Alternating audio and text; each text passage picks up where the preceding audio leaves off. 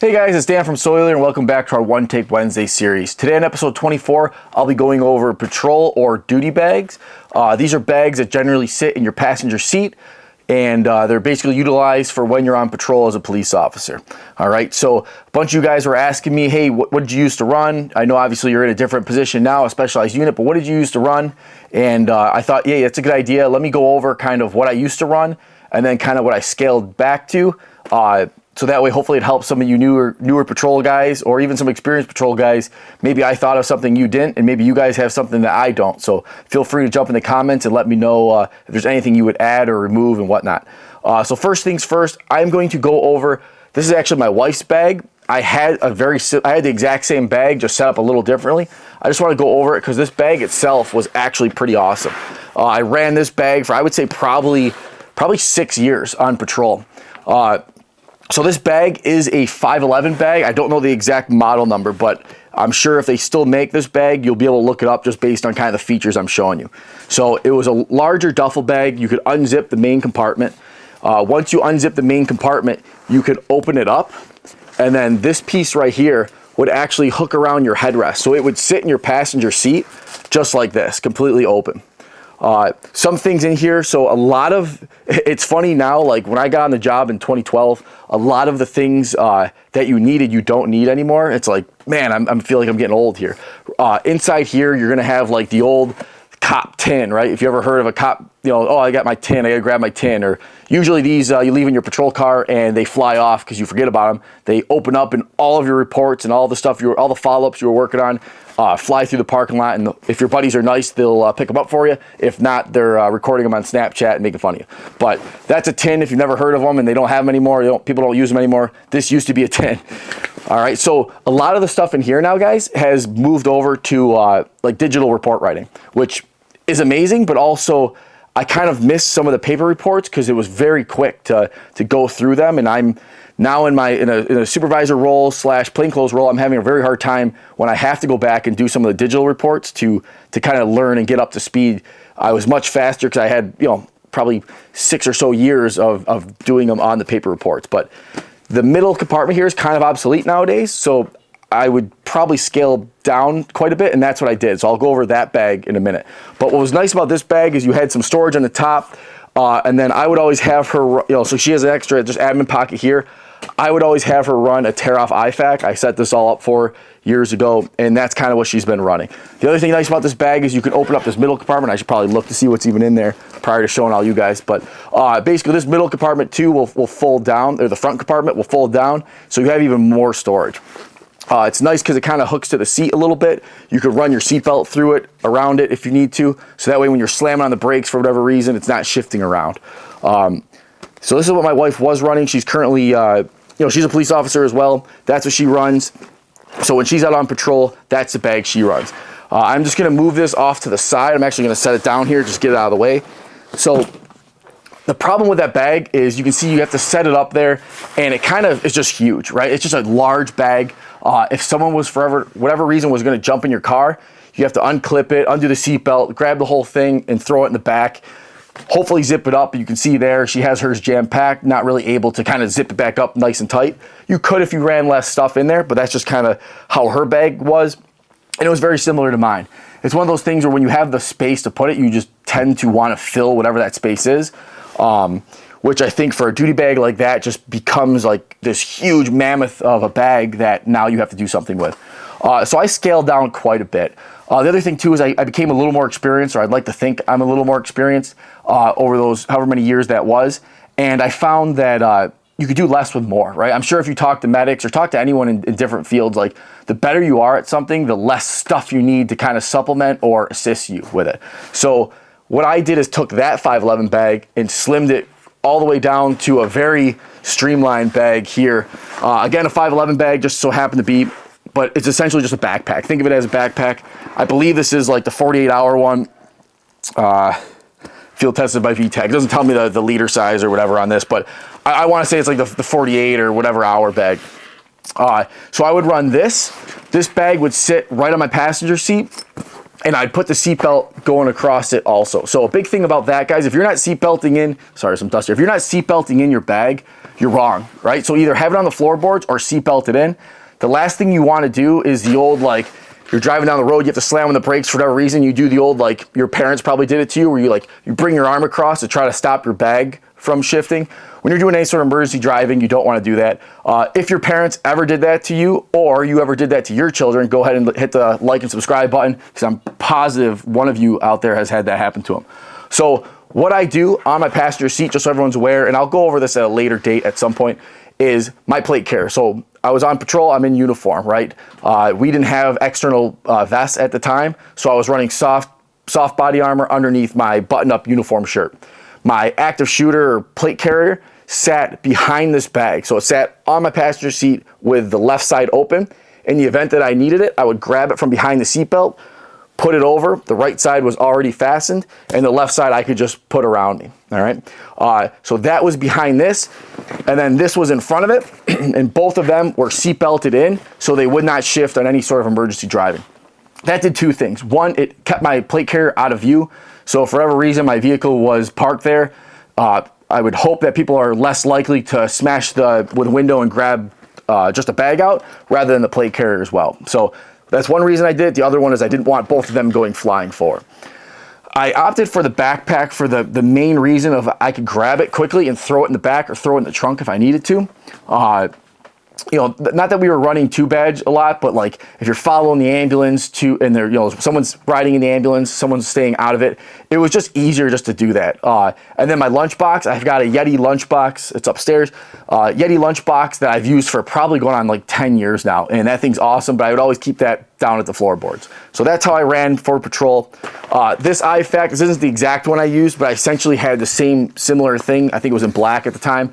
And essentially it was set up identical. So I had in the front here, I had CTS 2577 breaching rounds. So these are the commercial, like class two door breaching rounds here. A full IFAC with Narcan in there as well. Latex gloves in there as well. And then I had a bundle of chems. And this was for, again, active shooter, marking anything that you might need to. So I would always keep this around the headrest. So this would sit up above everything else. All right. So always have IFACs on you. I like being able to have a way to carry them. You'll notice here on the side of the bag, I believe it's an Eagle Industries maybe, I think makes it. It's sold by North American Rescue. This is just a tearaway one. So you could pull this open and tear this off, but there's no real way to carry it. So you have two options. You could put like a carabiner on it and hook it to something. Or what I did with a uniform shirt is, and I've used that several times. We had a couple bad rollover crashes. I can think of that. I've used that. I would pull that off, unbutton one of my uniform buttons, and just stuff it in my shirt. So the bottom button would be unbuttoned. I could run out there. My hands are free, so I'm not carrying anything in my hands. Because again, you never know if you're going to get ambushed or anything like that. Keep my hands free at all times as best I can. And then if I need to take it, I just take it out of my uniform, get to work, and then usually I would just leave it there and, you know, clean it up later at a later time. All right, so let's just go over the outside of the bag and kind of how it sits in the patrol car. I don't have it with me now. I wish I had it. It's at work right now. So this little thing is it's just a little loop I made with 550 cord, right? And you're like, well, what is that? Well, this sat on my passenger seat, so I could reach over and grab a full-size streamlight. A lot of guys are all running like these little handheld flashlights, and those are great. I had one of those on my belt, but you know, the old like one is none and two is one type of thing. So we've got tack lights on our pistols. I have a handheld light on my belt. I also had a full-size light, and when I first started off at the job, it was a mag light that I had upgraded the bulb to an LED bulb, and that was like the greatest thing in the world. Then Streamlight came out with a rechargeable one that was super bright, and I ran that one forever. And honestly, if I was back on patrol, I would still run that now or buy an upgraded version of it. But I liked about it, right, and I'm going to say it, and you guys are going to laugh, is the girth of the flashlight, right? So all these flashlights now are like pretty skinny. I liked having, it was probably like a 1.5, maybe 2-inch diameter. That's what she said. And what that allowed me to do is whenever I would have a traffic stop, I would slide that light out, and that light would be in my non-dominant hand, right? So hand would be like top resting on the top of my holster by the bail, and the flashlight was resting up here. Do whatever I need to do there. And then whenever they would hand me their ID, that light would, I wish I had it with me because I could show you, but that light would just loop under my arm and sit right there. I could then have the light shining on their ID, and then if for whatever reason I needed to go hands-on or I needed to shoot, I would just draw my handgun and use my standard grip. that flashlight would drop, because again, I'm not really holding it, right? So you kind of don't want to keep stuff in your hand. It would be here, right to there, it would follow the ground. And there was several times, one, I practiced it, and then two, it actually happened in real life several times where I had to go onto a gun. Luckily I didn't have to shoot anyone or anything like that. But later on, whenever that call calmed down or that traffic stop calmed down, I would then just go and pick it up and put it back. So I liked having it there. Another thing I would do, if you guys are able to slide a pen, basically like where my mic is, so we had the button-up shirt, I slid a pen there. Once I got their ID or registration, I would take that and I would slide it right behind the pen. So the only time my hand was not resting on my gun for like a faster draw would be from taking the ID, after I read the ID, taking the ID, sliding it onto the pen, and then it would be right back. I could grab my flashlight and go about it. So that's what I kept in there. I always liked having that, because in the event that I dropped that for whatever reason, I always had my handheld flashlight as well, right? So if it wasn't a gun day for whatever reason, and I dropped that flashlight, I wasn't there searching in the dark for my flashlight, I also always had my belt backup one. That's what I kept there. I'll just go around the outside just to keep it simple. On the outside here, I've got a pre-screen. So this is for testing blood alcohol content.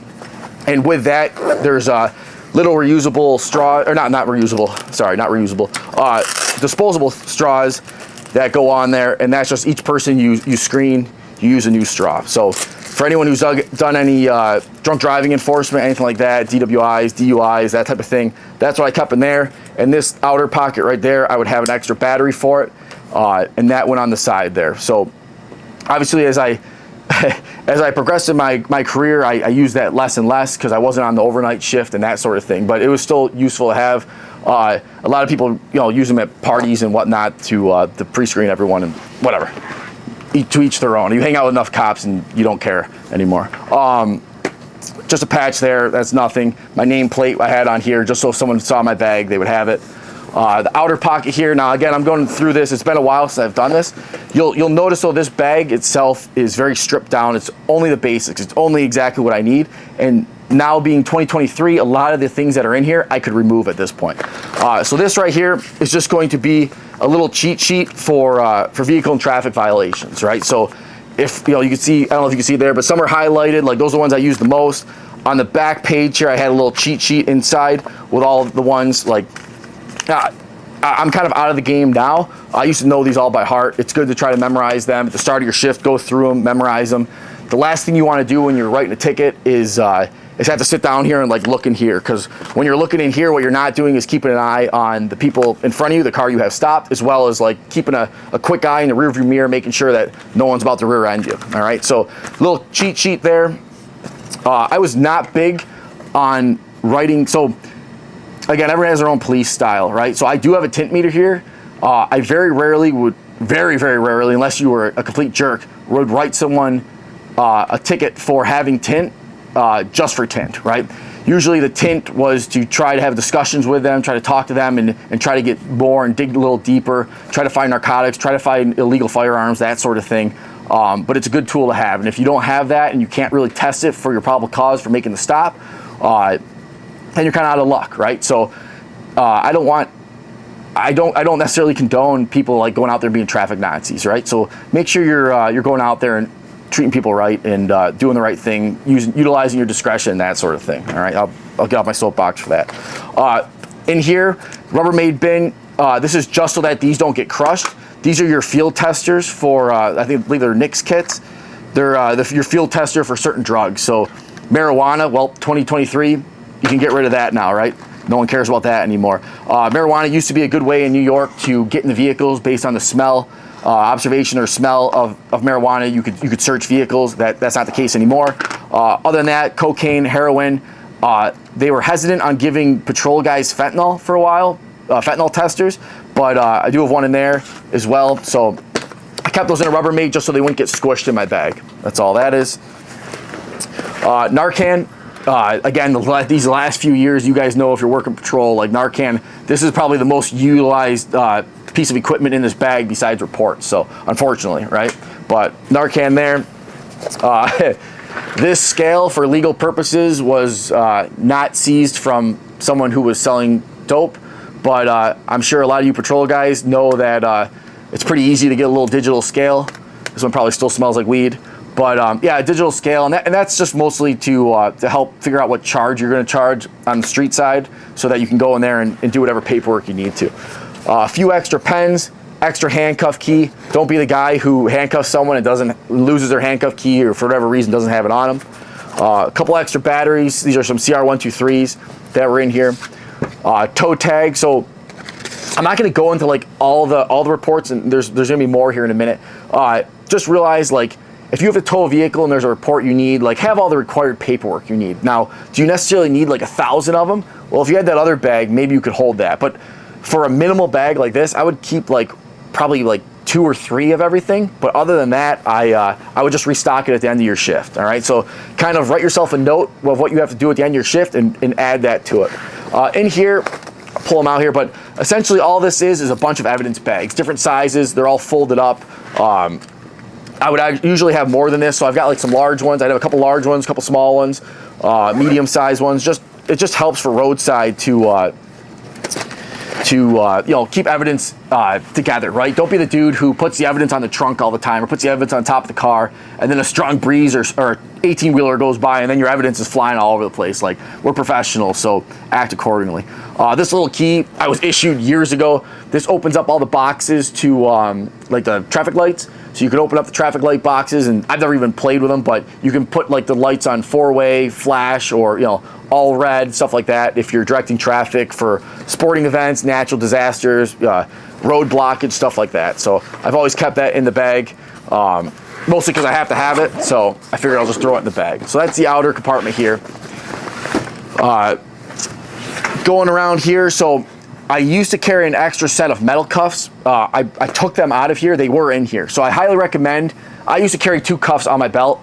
For patrol, I still do. So I've got one in the front. That was my go-to for quick access. And then I had one on my gun side, and that was for, you know, a second person or someone who's like real bulky, real fat, or doesn't have good shoulder mobility and whatnot. I would use that second cuff. But, you know, depending on what shift you're working and what you got going on, it's very quickly can people run out of cuffs. If everyone carries 2 cuffs, you know, that's a little better, but I probably wouldn't recommend 3. I carried 3 for a while. I found that it was just cumbersome, and it was a lot of added weight, and the percentage of me actually using 3 cuffs was way less. So if I needed to get cuffs, my rationale behind it was I'm securing one person at a time, right? Hopefully you should have a partner there, obviously watching the car and doing whatever.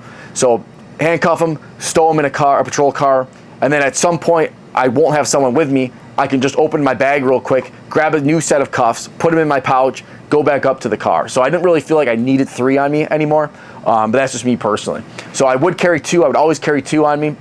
Those were super useful.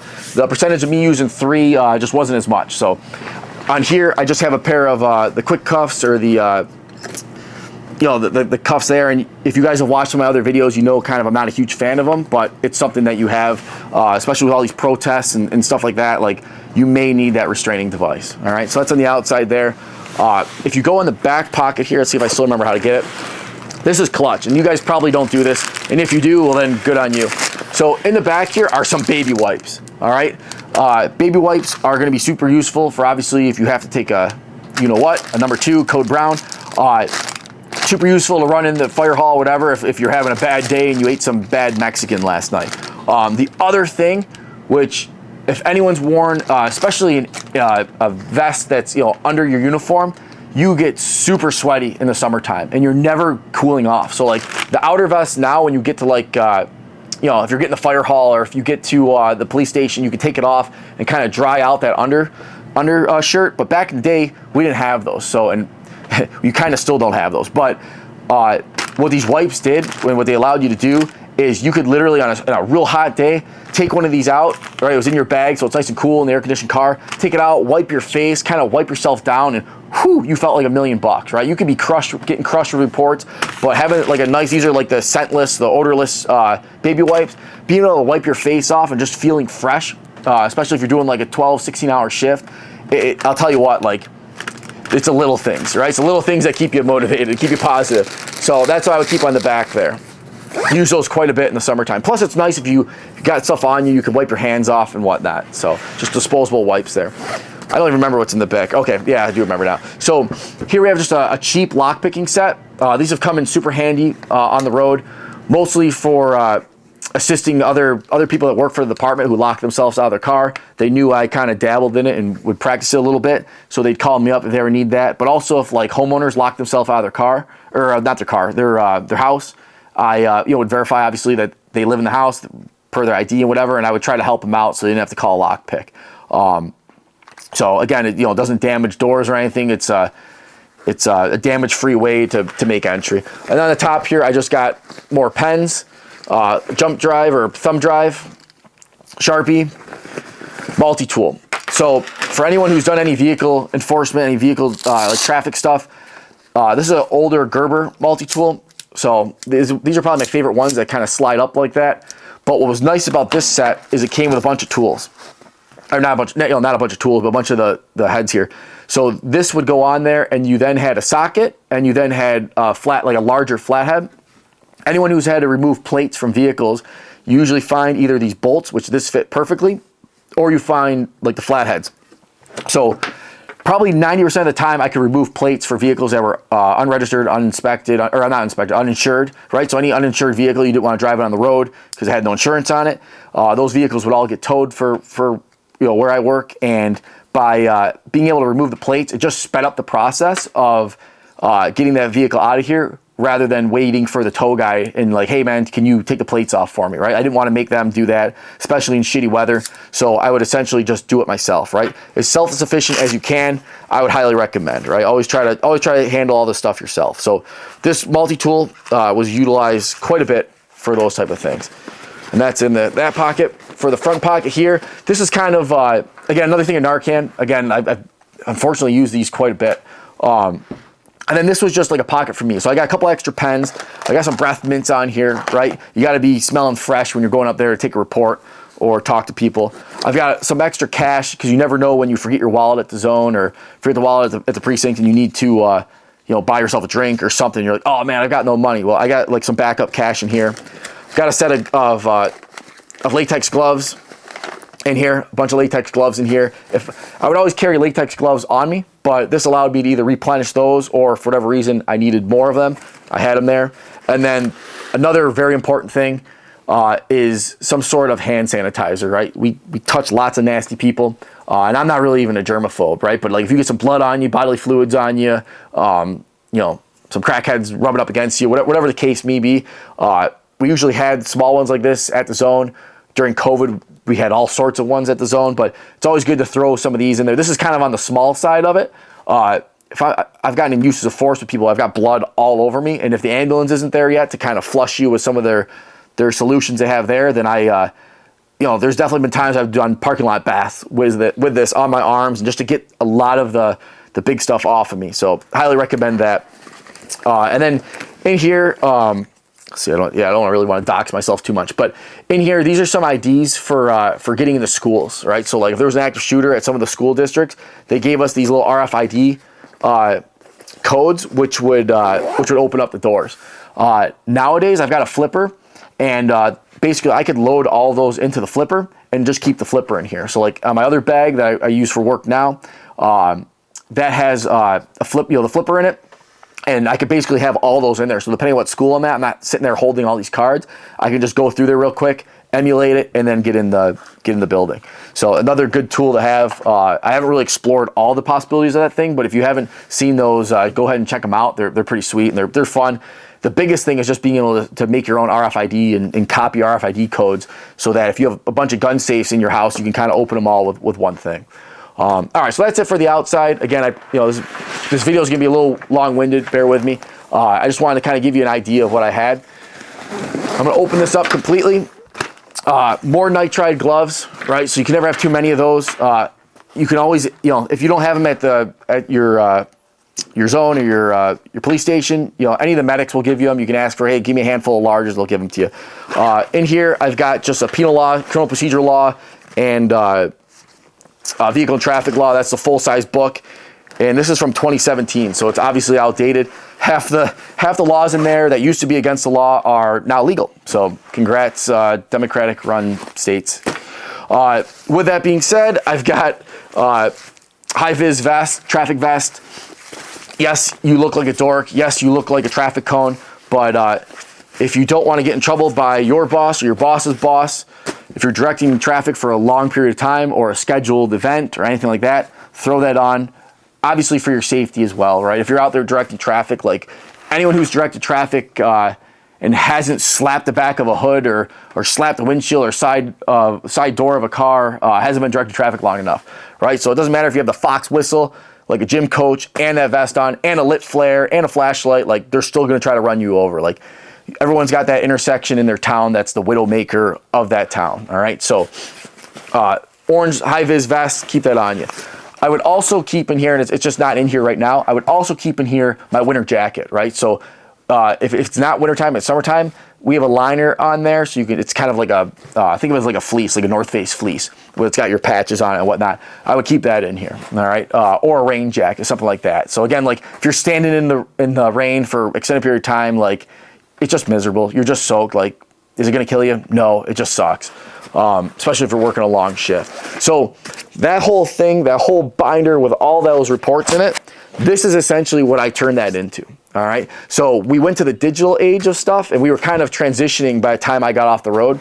But all that stuff I condensed into this. So I'll just go over it. Again, some of the stuff specific to my department, some of it maybe is general, but like I would have all the reports I need, and I wouldn't carry a ton of them. I would carry like at max, like the things I had the most of here were like supporting depositions or statements of fact, something similar to that where you have to write and take statements from people. So I've got a prisoner data report. That would be something that we used for when you take someone into custody, property sheets, mental hygiene. So that would be any sort of like if someone's crazy and you need to bring them to the hospital, that sort of thing. Appearance tickets, which unfortunately you probably need a little more of those because every crime's an appearance ticket now. Search forms, Miranda forms, juvenile stuff, towed vehicles. So if you're dealing with towed vehicles, and then I had some preprints. So like the petty larcenies or larcenies, stealing from shops and stores, harassment. So like girlfriend pushes boyfriend, boyfriend pushes girlfriend, any sort of the crimes that the other people, like a citizen's arrest, the other people would sign, I had those in there, right? If there's something I signed, I didn't need it on me. I was gonna go back and do paperwork at some point anyway. So if it was stuff that other people would sign, that's what I kept in here. And that's it. This is just one of those little accordion things that keep it all nice in there. And that's it. I'm sure you can still find these at like Walmart, Staples, anything like that. So this is all I worked with. I would bring it in the zone at the end of the night if I used a bunch of reports, and I just restock it, all right? And we all know, like, if you didn't have a form, you'd be sitting there messaging people on the MDT or calling them up and be like, hey, I need this form. Can you come stop by and drop it off? And usually people, would help you out. So unless it's super busy. And then from there, so these, I'm not even worth going over these. These are the old reports, which now you wouldn't even do for my department. So like those, obsolete, right? Same thing, domestic forms. All this stuff's now done on the computer. So it really doesn't matter anymore, right? So I'm kind of dating myself by that bag and this bag because it's just, it's 2023 and all this stuff is not relevant anymore. The one thing that probably is still relevant for you guys is I showed you that tin. So my wife had like the 1/2 inch or like the inch tin. I had the old like 2-inch one, 1.5 inch thick one. And this is when I was brand new, and I had all my stuff in there. And then that thing flies off your car because you leave it on the trunk one time, and you're like, I'm never doing that again. So what I started doing, and again, this may not be relevant anymore, is I would have clipboards. So I would have like 2 clipboards in my bag, and then I would have some folders here, right? And I would just have, these are used, these are old, but I would have some that were fresh, right? You grab them from the office supply, and I'd have a fresh folder. I would write someone a report. And if I needed a follow-up, there's something I had to do, or even now with digital, you can print out your follow-up so you have all the information in front of you. Because I personally still like looking at it on paper and writing notes and stuff on paper with it. I would then keep this folder attached to this clipboard. And that's it, right? It's always good to have clipboards for when you're taking statements of people on scene, or they're sitting in the back of your car, you're sitting in their kitchen table, whatever else, once, all the investigation side of it is, and I just need to take a statement from someone, it was much easier having a clipboard on you than that big tin that was heavy because you had all your nonsense in it, right? So times have changed. Obviously, technology's helped out quite a bit.